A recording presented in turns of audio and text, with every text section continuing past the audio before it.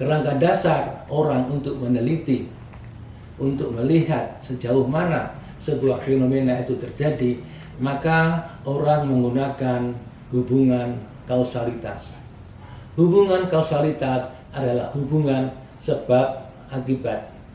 Di dalam kerangka berpikir ilmiah, semua akibat pasti disebabkan oleh adanya sebab-sebab tertentu. Baik itu penelitian observasi maupun penelitian percobaan, semuanya menggunakan teori berpikir mencari hubungan antara sebab dan akibat sebagaimana penjelasan berikut ini. Assalamualaikum warahmatullahi wabarakatuh. Sekarang kita membahas tentang hukum kausalitas atau hukum sebab akibat yang ada di dalam penelitian. Dalam hal ini kita akan berbicara kepada dua variabel. Satu variabel yang mempengaruhi atau sering disebut dengan variabel sebab, dan satu lagi adalah variabel yang dipengaruhi atau variabel akibat. Jumlah antara variabel sebab dan variabel akibat tidak harus sepasang.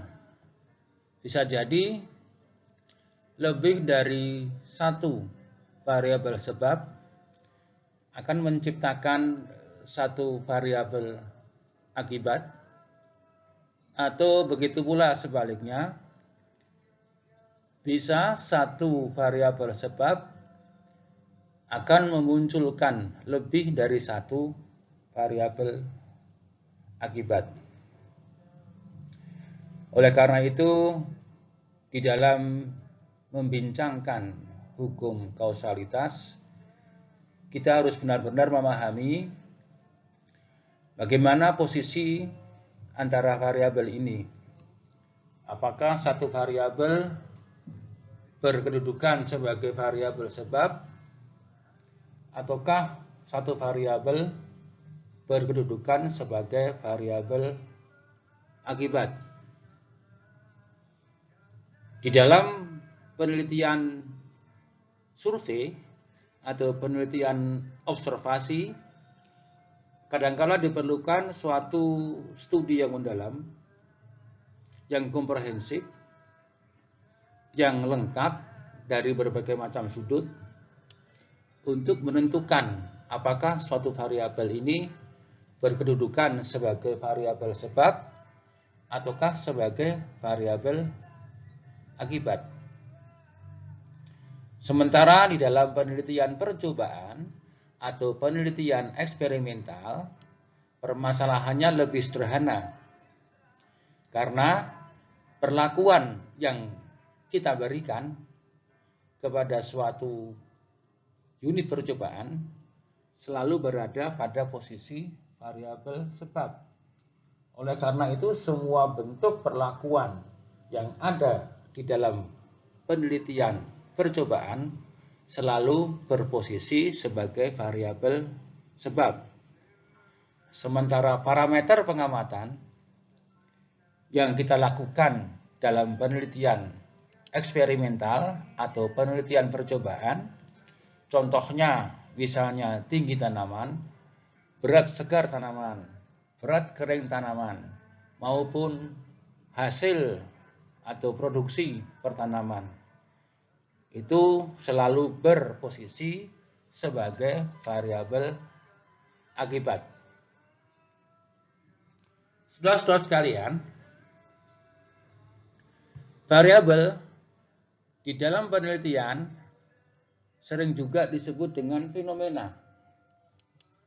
Oleh karena itu, kita kembali kepada definisi fenomena adalah semua kejadian, semua kondisi semua keadaan yang dapat ditangkap panca indera. Oleh karena itu, fenomena yang kemudian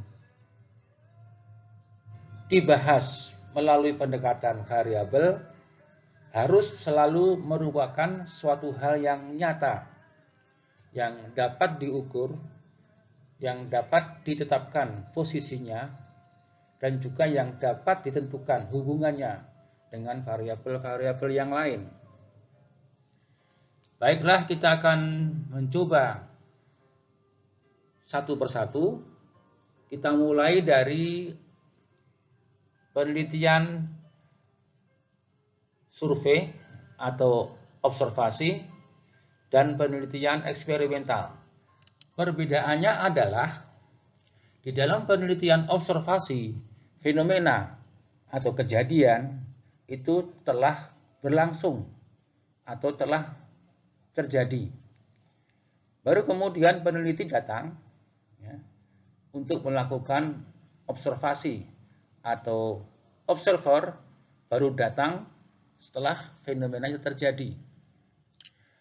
Tata cara untuk melakukan observasi atau pelaksanaan survei sebetulnya sangat bergantung kepada kondisi di tempat observasi itu dijalankan. Dan tentunya juga kita akan melihat bahwa konsep 4W 1H atau what, where, when, why, dan how selalu menjadi suatu hal yang tidak dapat ditinggalkan. Di dalam proses observasi terhadap suatu fenomena-fenomena yang terjadi, apakah di lapangan, apakah di tengah masyarakat, ataukah di tempat-tempat sentra-sentra produksi atau kegiatan pertanian, kita akan selalu mencoba untuk melakukan pertama deskripsi, menyampaikan sesuatu secara rinci, tuntas, teratur, dan runtut. Di sini konsep what, where, dan when itu menjadi sangat mutlak untuk selalu dimanfaatkan.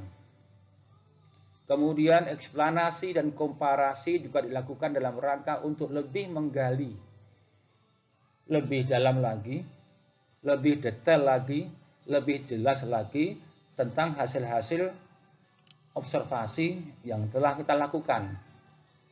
Oleh karena itu di sini konsep berpikir secara why, mengapa itu terjadi, dan how, bagaimana bisa terjadi, merupakan satu kerangka berpikir yang selalu harus dijalankan. Saudara sekalian, di dalam penelitian percobaan atau experimental research, maka fenomena muncul atau kejadian baru muncul setelah kita berikan perlakuan, atau setelah kita berikan aksi, atau setelah kita berikan variabel penyebab. Oleh karena itu, agar treatment ini atau variabel sebab ini betul-betul menjadi pengaruh utama terhadap munculnya fenomena, apakah dalam bentuk parameter pertumbuhan, apakah dalam bentuk parameter-parameter yang lain misalnya, kita harus bisa memastikan bahwa parameter yang kita amati itu betul-betul berasal dari pengaruh treatment atau perlakuan yang kita berikan.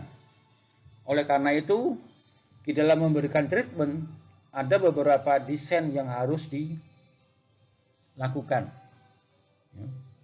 Apakah itu desain perlakuan maupun desain lingkungan. Karena kalau kita berbicara tentang makhluk hidup, maka faktor lingkungan juga menjadi pengaruh yang tidak dapat dipisahkan. Oleh karena itu, di dalam melakukan penelitian percobaan, rancangan perlakuan atau design of treatment dan rancangan lingkungan atau design of environmental menjadi dua hal yang harus diperhatikan agar supaya fenomena yang muncul itu betul-betul berasal dari perlakuan yang kita berikan. Saudara sekalian, kita melihat di sini bahwa ada suatu hal yang sama antara penelitian observasi dan penelitian percobaan, yaitu sama-sama kita memberikan kejelasan, kita menentukan hubungan sebab akibat atau hukum kausalitas antara fenomena yang muncul dan hal-hal yang menjadi penyebab munculnya fenomena yang bersangkutan. Kalau di dalam penelitian observasi, maka proses survei, proses observasi itu dalam rangka untuk mencari sebab-sebab dari munculnya sebuah fenomena. Sementara kalau dalam penelitian percobaan, kausalitas selalu akan dihubungkan dengan treatment atau perlakuan yang kita berikan dan kita hubungkan korelasinya dengan fenomena yang ada atau dalam hal ini sering dalam wujud parameter pertumbuhan. Konsep 4W1H selalu dipegang sehingga dalam rangka untuk menyelesaikan pekerjaan deskripsi, eksplanasi, dan komparasi, maka konsep berpikir 4W1H harus selalu menjadi andalan kita bersama. Saudara sekalian, jangan lupa untuk selalu membuka e-learning agroteknologi Fakultas Pertanian UMY atau learning agric@umy.ac.id. Sekian dan terima kasih. Wassalamualaikum warahmatullahi wabarakatuh.